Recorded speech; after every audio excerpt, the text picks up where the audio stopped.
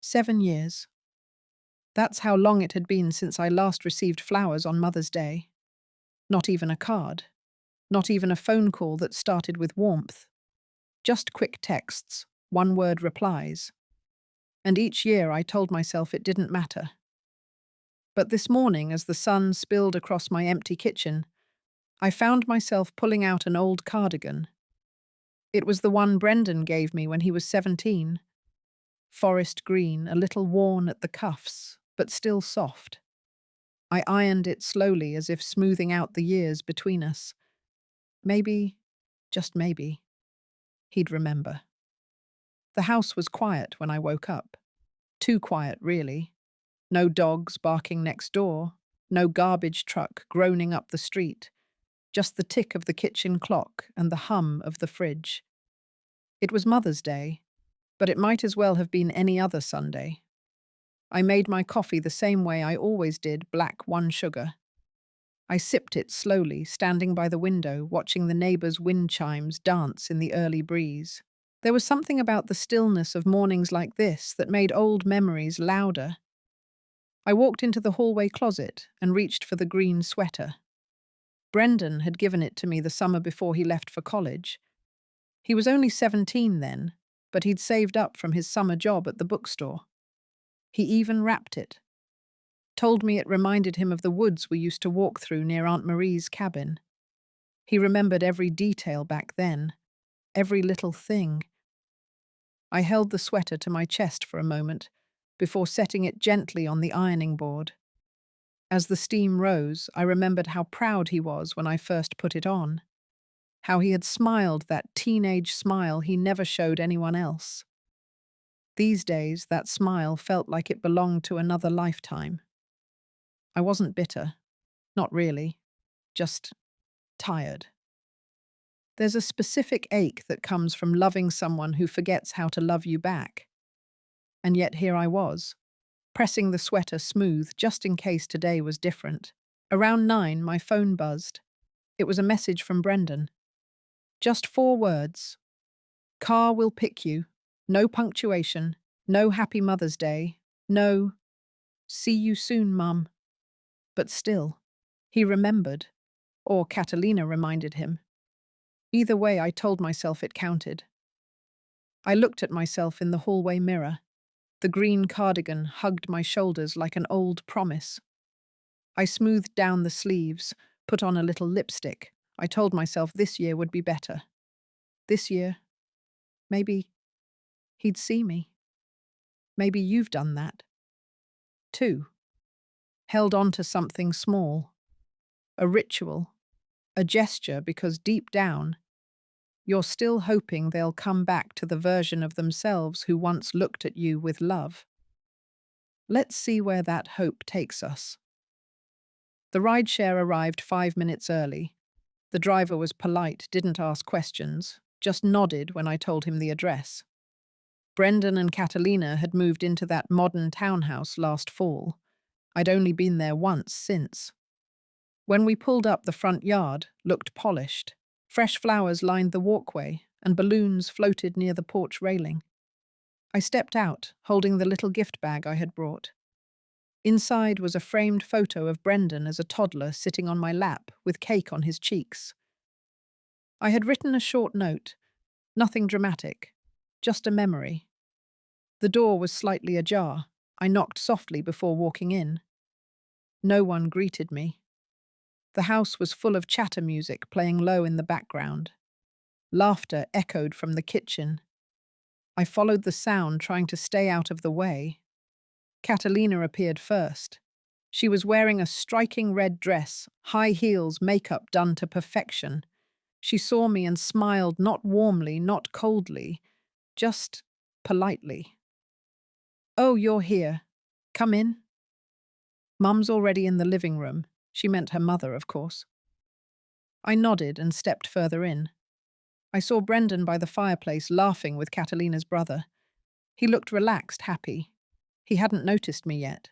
Someone pointed me toward the kitchen island, where a row of high bar stools lined up next to the sink. That was where my place card sat, Marjorie. Folded neatly placed beside a plastic cup and a napkin. I took the seat. From where I sat, I could see the trash can lid cracked open and an empty wine bottle resting on top. Then came the gift giving. Catalina's mother opened a white velvet box and gasped. A platinum necklace glimmering under the kitchen lights. The room clapped, cheered. Brendan leaned in and said something to his mother-in-law, who smiled like she had won a prize. Next came an envelope. She opened it slowly. It was a travel voucher. Italy.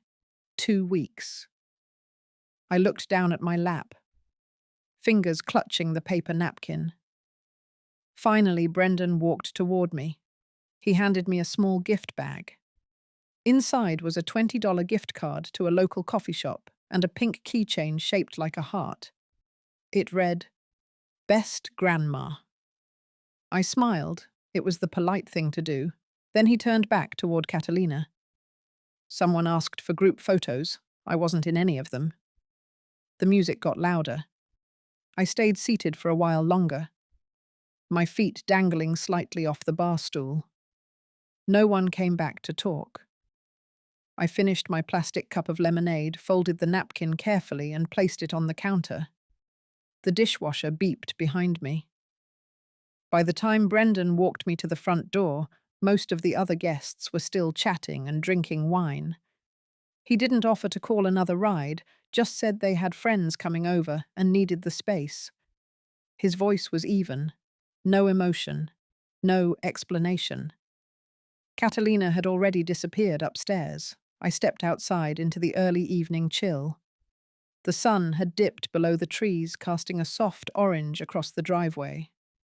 I waited for the rideshare in silence, holding the little paper bag with the coffee card and the keychain still inside. It felt almost ridiculous to take it with me, but leaving it behind would have been louder than I was willing to be. When the car pulled up, I slid into the back seat and fastened my belt. The driver gave me a nod through the rearview mirror, then turned up the radio just a notch, like he knew I didn't want to talk. I appreciated that. As we drove through the quiet streets, I stared out the window and saw myself reflected in the glass. My outline blurred slightly by the motion, and the passing lights looked like a stranger. A woman shaped by time and loss and quiet and folded inward. I traced the shape of my reflection's jaw with my eyes, remembering a version of me from years ago. The woman who used to sing in the kitchen while Brendan played with his dinosaurs under the table. The woman who stayed up late sewing patches on his jeans when he had fallen at recess. Now I was just a guest who didn't fit into the family photo. When I got home, I left my coat on, walked into the kitchen, and set the little gift bag down on the counter. The house was still and dark. I didn't bother turning on the lights. I reached into the fridge and pulled out 2 boiled eggs I had made the night before.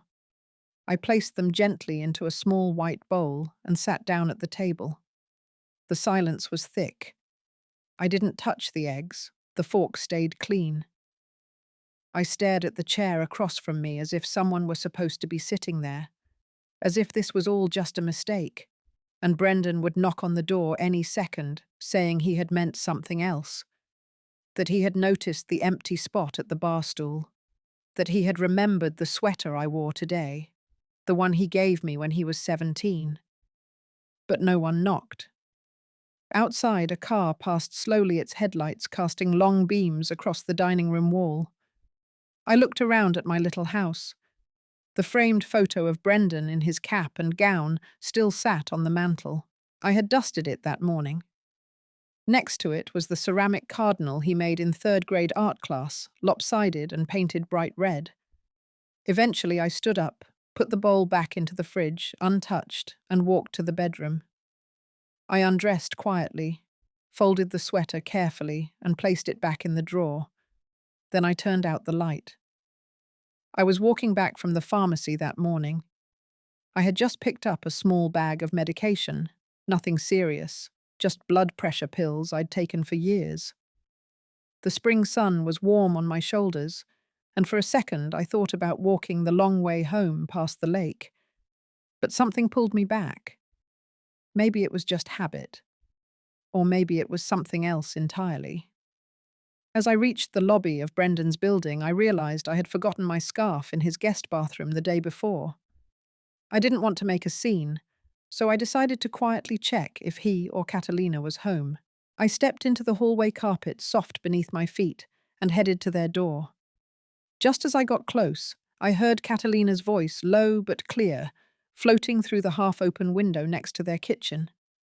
I paused, not because I meant to eavesdrop, but because something in her tone made me freeze. She said Brendan needs to sign those papers today. We can't risk delays, especially with her still in the picture. I held my breath. There was a pause, then her voice again. She won't be around much longer. He keeps saying she's frail anyway. It'll all settle itself before summer if we're lucky. Her words hit me like cold water. I backed away from the window scarf, forgotten heart thudding in my chest. I turned the corner and leaned against the hallway wall, struggling to breathe. My hands were shaking. In all my years as a nurse, I'd heard cruel things said behind closed doors. I'd seen family turn their backs on loved ones when the money ran out or the patients wore thin. But never once did I think those same kinds of betrayals would come from my own blood. I made my way out of the building and sat at the bus stop, staring at the road. The voices still echoed in my ears, the way Catalina said it, the certainty in her tone. It wasn't a slip of frustration or a moment of heat. It was a plan. A part of me wanted to tell myself I had misunderstood. Maybe she was talking about something else. But deep down, I knew. I knew the way you know when someone you love stops looking you in the eye, when the silence at dinner becomes more than silence, when your name starts vanishing from plans, decisions, and conversations.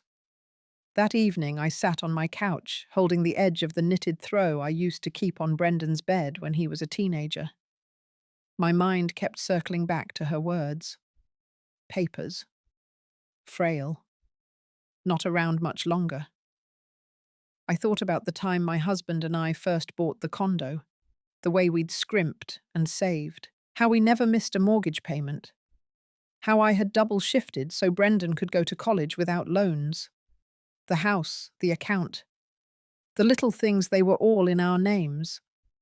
I had always assumed everything was still intact, but now I wasn't sure of anything anymore. I went to my bedroom, opened the drawer in my nightstand, and pulled out a small metal tin I hadn't touched in years. It was filled with old keys, copies of documents, my husband's handwritten notes. My hands hovered over it. Not tonight, but soon. They thought I would fade quietly, that I was too soft, too old, too tired. Maybe I had been. Maybe I still was. But something had shifted. Something had cracked open. And for the first time in a long time, I didn't feel confused.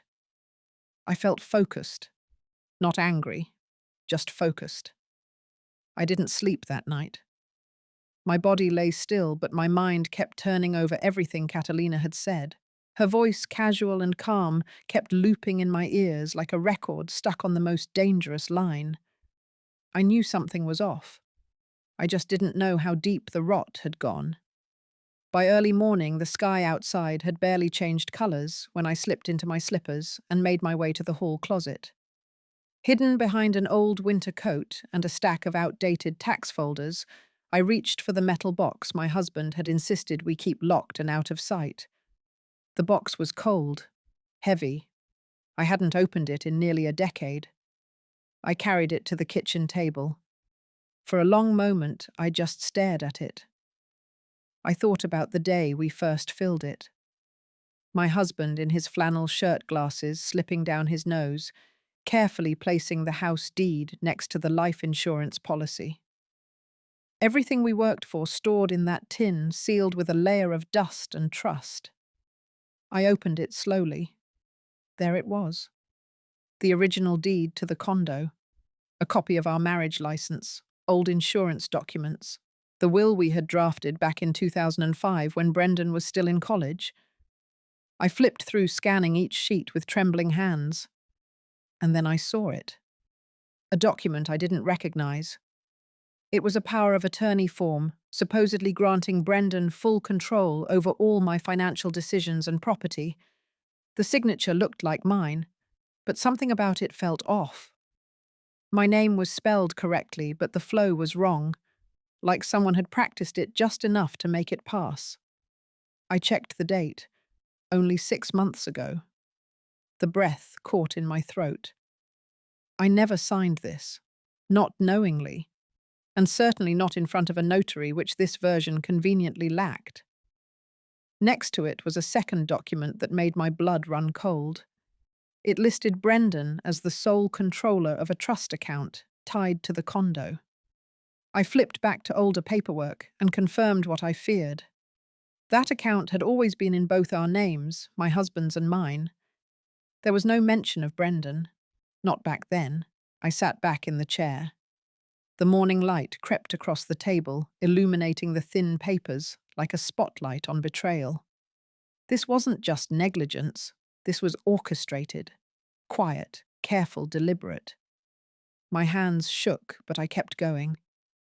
At the bottom of the box, I found the last handwritten letter my husband had left for me, the one he'd slipped inside our will years ago.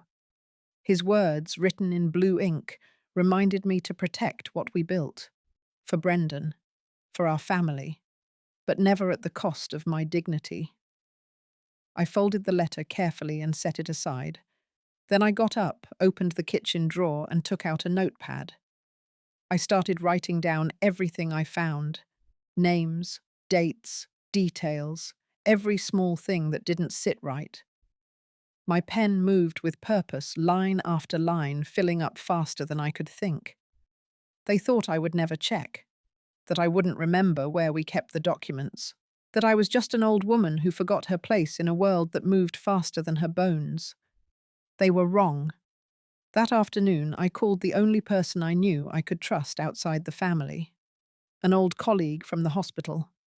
She had retired just before me, but her mind was still sharp as ever. She had once told me half-jokingly that if I ever suspected funny business with legal documents, she'd connect me with the right people. That call would come tomorrow. Tonight I just sat there, papers spread across my kitchen table, surrounded by the echoes of a life I thought was still mine. But I wasn't angry. Not yet. Just awake. Fully, painfully awake. By sunrise, I was back at the table, surrounded by the same evidence. I hadn't slept. The coffee in my mug was cold, untouched. For most of my life, my instincts were what kept people alive. I had read faces, spotted signs before they turned into symptoms, and now those instincts were flaring again. Only this time, the patient was me. I started reviewing everything, not just with a mother's grief, but with a nurse's method. I looked at the names, the missing stamps, the changed titles, and the dates that didn't add up. One thing was clear: I had been systematically erased. The monthly gas bill used to come in my name. Now it came to Brendan. The property tax statement for the condo no longer listed me as the primary contact. Even my own healthcare directive had a new custodian signature. I felt like I had slipped into a life where I still lived in my body, but someone else was holding the keys. I knew who could help. Her name was Judy Marks. She had been a hospital administrator back in my days at Fairhill Memorial. Judy was the one person I trusted with both compassion and logic. She had worked on patient rights cases, elder care law, and knew how to navigate red tape like a sailor reads waves. I called her from the landline. My voice barely cracked above a whisper. But she heard everything. I told her what I found. I described the power of attorney document with no witness, no notary seal, and my shaky signature. I told her about the trust account papers with Brendan's name, but no mention of me. I told her how Catalina's voice had dropped the word transfer like it was a light grocery item. Judy didn't say much at first. Then she gave me a name. A woman named Sheila Gant, a lawyer who handled estate fraud and elder protection. Judy said she'd seen her reverse fraudulent transfers before, quietly, cleanly, without dragging anyone through the mud. I hung up and stared at the wall for a long time. My house felt unfamiliar. Every chair, every plate, even the coat hook by the door. Everything looked the same, but didn't feel like mine anymore. And I knew exactly why. Because it wasn't just my name they were trying to take away. They were taking away my proof of existence. I grabbed my purse, placed the documents in a large manila envelope, and drove to the nearest print shop. I made 5 copies of everything. Then I drove straight to Sheila's office. It was a small building just past the train tracks with a mailbox covered in ivy. Her assistant greeted me kindly. I handed over the envelope and filled out a short intake form. I kept it brief. No emotional declarations, just facts. Former nurse, retired, suspicious documents, power of attorney alteration, property and account discrepancies. By the time I got back home, I felt both heavier and clearer. I didn't know how long it would take or what the end would look like. But I had taken a step, not for revenge, not even to get everything back, but to know the truth. Because somewhere along the way, Brendan and Catalina had stopped treating me like a person, and I had started to believe it. But now the nurse in me had woken up, and she was paying attention. The hallway outside my apartment always carried the smell of old carpet and yesterday's soup. I had passed by my neighbour, Mrs. Russo, hundreds of times over the years. We had shared a handful of words, maybe a few nods, and once a slice of lemon pound cake when her daughter came to visit. But that morning, as I locked my door to go pick up another set of legal documents from Sheila's office, her door creaked open. She was standing there in her housecoat and slippers, holding a mug that said, "World's okayest grandma." Her eyes studied me closely. She said she had seen Brendan the week before, not just passing through. She said he had been carrying a stack of papers pacing the hallway and stopped by the copy room at the end of the corridor. She said Catalina had come by twice on different afternoons, with what looked like file folders and a large zip drive. Then she looked me in the eyes and said something that tightened the air around us. She said she had overheard Brendan telling Catalina right outside her door that as long as I signed the last piece of paper, everything else would fall into place. That was 3 weeks ago, right before the Mother's Day invitation came. Mrs. Russo had kept quiet because, in her words, it wasn't her business. But after seeing how pale I looked lately, how hollow my eyes had gotten, she said she felt like she had to say something. She had a brother who lost his house to a scheme just like this one. She didn't want me to be another one. I invited her in. We sat at my tiny kitchen table, and I laid out the copies of the documents I had.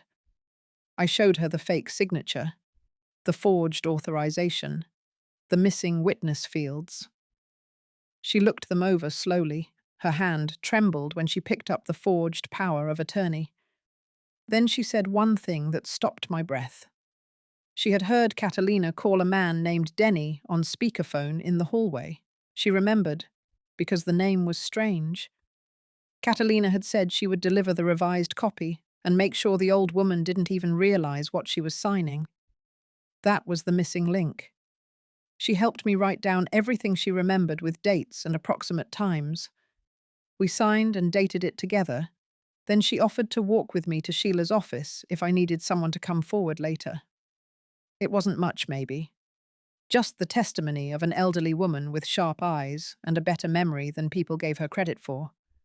But for me, it was the first time I didn't feel entirely alone in this. That evening, I lit a candle at the table. Not for prayer, just for clarity. The flame flickered against the stack of papers on the counter. It was no longer just about documents and fraud. It was about how quietly trust can be traded for silence, how family can fold into shadow, and how even the most invisible lives still leave traces. That night, I opened my notebook and began to write down every interaction I could remember over the last 6 months. I drew arrows, labeled details. I created a timeline of dinners, calls, bank statements, and dates. Brendan stopped replying to my messages because I knew now what I was dealing with. I wasn't just someone being left behind, I was being erased, and I was done letting that happen quietly. 2 days after Mrs. Russo shared what she knew, I sat across from Sheila again. The documents were laid out on her desk, her fingers gliding over each page like a surgeon preparing for an operation. The office was quiet, save for the ticking wall clock and the occasional rustle of legal paper. She had requested more time to verify the changes to the power of attorney and other property transfers. That morning, she called me in early. She leaned in and said the original document had without a doubt been tampered with. The signatures were scanned from a previous file. The notary stamp wasn't registered with the state's system. Even more disturbing, several assets under my name had been used as collateral in recent months. I asked her what that meant. She said the condo I bought with my late husband's pension was tied to a new business loan. Brendan had submitted paperwork listing himself as the managing executor. Catalina's name didn't appear on the official filings, but her maiden name showed up on one of the background documents listed as a silent partner. They were opening a real estate firm. Offices already leased, branding approved, promotional website in the works. And I was the invisible investor footing the bill. I sat there stunned. Sheila pulled out a few printouts showing bank statements transfers and property liens, all showing up in the last 6 months. Things had moved fast, quiet, behind my back, using a forged power of attorney and a series of phone calls no one thought I'd trace. She handed me a highlighter. Together, we marked every unusual entry and red flag, one by one, page after page. My hands were steady, but I could feel a sharp ringing in my ears, the kind that comes when your mind wants to scream, but your body stays polite. I remembered when Brendan used to help me balance my checkbook. I trusted him. I never thought to question how my mail was being redirected or how certain bills just stopped arriving. Until now. Sheila said we had enough to file a preliminary injunction, but she wanted to go further. She suggested we initiate a full trust review. She suspected this wasn't just about the condo. There could be life insurance, shared accounts, or retirement plans tied up in all of this. She asked for permission to contact the state licensing office and subpoena recent filings linked to Brendan's business registration. I gave her everything she needed. I left the office that afternoon carrying a folder thick with proof and a heart heavier than I expected. Not just from betrayal, but from how easy it had been to erase me on paper. Walking past the park near the courthouse, I saw a little boy flying a red kite. His mother stood nearby, clapping. For a second, I remembered Brendan at that age, the way his cheeks puffed when he concentrated, the small gap in his front teeth, the first time he wrote me a card and signed it with a heart. Those memories used to make me smile. Now they only reminded me how far someone can drift and still carry your blood. By nightfall, I placed all the documents in my old hope chest right next to the baby book I'd kept since Brendan was born. That night, I did not sleep. I planned. The next move wouldn't be tears. It would be action. I called Brendan the next morning. My voice stayed steady. Maybe too steady. I told him I wanted to meet. Not at the house, not at the firm. Somewhere neutral. I picked the old cafe across from the park, the one he used to beg me to take him to when he was little. Back then, he only wanted hot chocolate with extra whipped cream. Now, I wasn't offering sweetness. I arrived early, sat at the booth near the window. I didn't order anything, just placed 2 folders on the table in front of me, neatly stacked. One was navy blue, the other manila. One held the truth, the other the lie.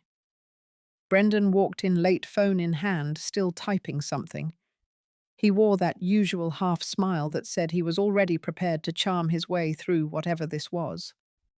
He slid into the seat across from me like it was just another casual lunch. I didn't say much. He asked about my health, said I looked well. I nodded, let the silence grow. Then I said, I had spoken with someone from the trust and estate office. That caught his attention. He blinked, just once, then straightened. I told him the review had uncovered some unexpected documents, and that we would be filing an official complaint about them, that the power of attorney he had used was invalid, that the assets he had moved were still mine. His smile didn't fade, but his fingers twitched under the table. He started explaining. Said Catalina had been eager. Said they had plans, yes, but nothing final. That no money had been taken. Not really. It was all theoretical. Intentions. Projections. I opened the Navy folder. Inside, the authentic power of attorney. Properly signed. Properly dated. Then I opened the Manila one. Inside, the forgery. The scanned signature. The fake notary. Brendan stopped talking. He looked at the pages like he'd never seen them before. But I knew the look in his eyes. It wasn't confusion. It was calculation. The silence between us stretched long. Then finally he leaned back, exhaled, and said, Catalina must have misunderstood. That it was her handwriting, not his. I let that hang in the air. I didn't interrupt. I didn't argue. I just watched him realize this wasn't going to be smoothed over. I told him the trust lawyer would be moving to restore all ownership immediately, that the firm they were launching was now exposed, that I was not going to press criminal charges yet. But the documents had already been submitted to the licensing board. Brendan looked tired, older than usual.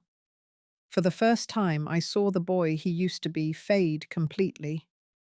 What remained was someone I barely recognized. Someone who had let small compromises grow into a monstrous betrayal.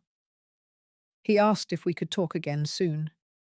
I said maybe, but not here. Not like this. As he left, I watched his reflection in the glass, shrinking with every step. In my lap, I held the manila folder a little longer, then placed it back in my bag. I paid for the table, even though neither of us had ordered anything. That silence had cost enough. Catalina arrived at my apartment the next afternoon. She didn't knock. She used the key Brendan had duplicated years ago when I had hip surgery and needed help with groceries. I had forgotten to change the lock. That would be the last time I made that mistake. She stepped in like she owned the place. She wore that silk blouse she always reserved for negotiations. Her phone gripped like a weapon in her right hand.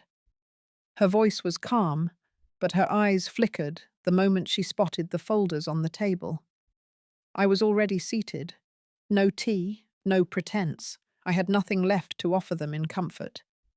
She said she was surprised by how I had handled things, that everything could have been sorted if I had come to them first. Her tone was flat, too measured. The kind you hear in a lawyer's office, not a family home. I told her the lawyer had advised immediate legal motion, that my name had been illegally removed from documents I never signed. She raised her eyebrows, acting as if she didn't know what I meant.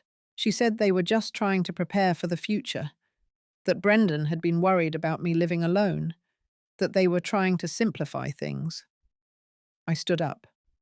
I walked to the cabinet near the window, opened the drawer, and pulled out the original deed to my condo. The ink had faded, but my signature remained. I placed it on the table beside the trust papers. Catalina glanced down, then back at me. She didn't sit.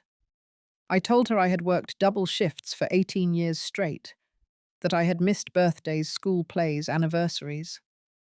I had stood for 12-hour shifts with bad knees, emptied bedpans with blistered hands.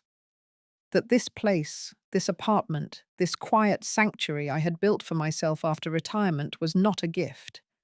It was earned. It was mine. She stayed silent. I reminded her that I had cooked every Thanksgiving even after the stroke, that I had sewn her wedding veil by hand, that I had taken her mother to every chemo appointment when she was too shaken to drive. I said I knew what they had done, and what they had almost gotten away with. I told her there was no way back. I was not going to let my own son and his wife erase me from my life. Catalina's posture shifted. Her calm started to crack. She said they had invested too much in the new business to back down now, that Brendan's name was already on several filings. She called it a misunderstanding, then a miscommunication, then an overstep. I didn't move, I just looked at her. At the eyes that once cried during wedding vows, at the hands that used to hand me tea on quiet Sunday mornings. Nothing in her face resembled the young woman I once called family.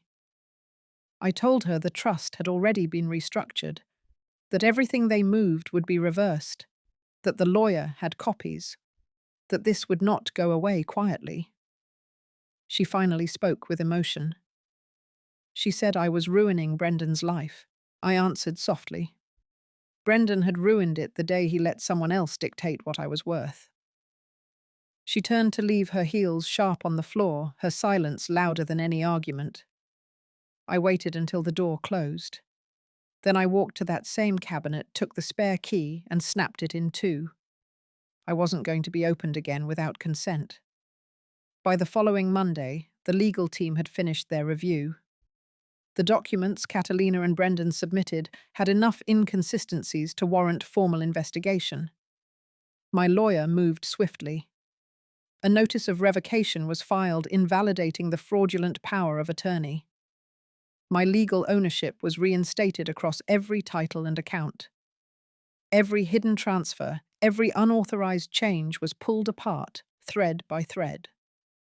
Brendan's name was removed from the financial trust within 48 hours. Catalina, who had used her married name on several corporate filings, was flagged by the attorneys' network for her involvement. The LLC they created had relied entirely on collateral pulled from my assets. With the trust pulled back and its assets frozen, their budding business collapsed before the first client could sign. It felt surgical, no drama, no confrontation, just clean, sharp facts. I didn't feel joy. I didn't feel triumph. I felt a quiet certainty settle in my bones. The kind you feel when you finally shut a door that should have been closed long ago. Later that week, I called my financial advisor and asked to begin the process of establishing a legacy fund. It was something I had considered in passing but never acted on. I wanted it to support retired nurses over 70, especially those living alone with no family left to advocate for them. The process required a few signatures and a meeting with the board. It was the first time in weeks I had worn my good shoes and a touch of lipstick. I walked into that office with my spine straight. No bitterness, just a quiet mission. By Friday, 60% of my assets had been moved into the new fund. The rest I kept for myself. Not because I needed much, but because I finally understood that keeping something for myself wasn't selfish. It was necessary. Brendan called once. I let it ring. I didn't block the number. I just chose silence. Catalina didn't reach out. I assumed she was too busy figuring out how to unwind a dream built on deception. I spent that weekend going through my old notebooks, some still marked with shifts and patient notes from the hospital. I found one dated during flu season 10 years ago. I had scribbled a quote in the margin, something I had heard from a chaplain in the break room. It read, "The opposite of abandonment is not attachment. It is integrity." I closed the book and placed it in the donation pile. I had made my peace. But I wasn't going to carry their shame anymore. I had used the law not to punish, but to protect. I had chosen clarity over chaos. And in doing so, I had restored the only thing that mattered: my name, my story, my voice. The apartment was quiet that morning. Not sad, not hollow, just calm. I folded the extra set of keys Brendan had left on my counter years ago and dropped them into a small, padded envelope. Alongside them, I placed the bracelet he gave me when he was 8. It had plastic blue beads that spelled out Mum. He made it in Sunday school. For a long time, I thought I would be buried with it. But that morning, it felt right to let it go. I sealed the envelope and slid it into the mailbox downstairs. In the afternoon light, I took out an old photo from the back of my dresser. It was one of the few I had framed, though it hadn't been displayed for a while. Brendan was about 6 in it arms, wrapped tightly around my neck, his smile missing a front tooth. We were at a fall fair. I had just won him a caramel apple. I sat with the frame in my lap for a long while. Then gently I opened the back and took out the photo. I didn't tear it. I didn't burn it. I simply trimmed it with a pair of scissors, removing only what I needed to: my own face. I placed the cropped photo back into the frame and hung it on the wall near my bookshelf. Now it showed only Brendan standing with his arms reaching into the air. There was a gap next to him, like something had once been there. A shadow. A shape. He stood alone in that picture now, a boy with outstretched arms, reaching for someone who was no longer visible. That was how I wanted to leave it. No rage, no spectacle, just absence, just space. I stepped back and looked at the frame. The quiet in the room felt different now, not empty, just full of everything I had reclaimed: my peace, my place, my story. If this story moved something in you, if it reminded you of someone you once were, or someone you hope to become, stay with me. These stories are more than words. They are pieces of lives often left unheard. If you've ever stood alone in a room full of family or trimmed your presence just to fit in, you are not forgotten. Leave a heart or a word below. Your story matters too.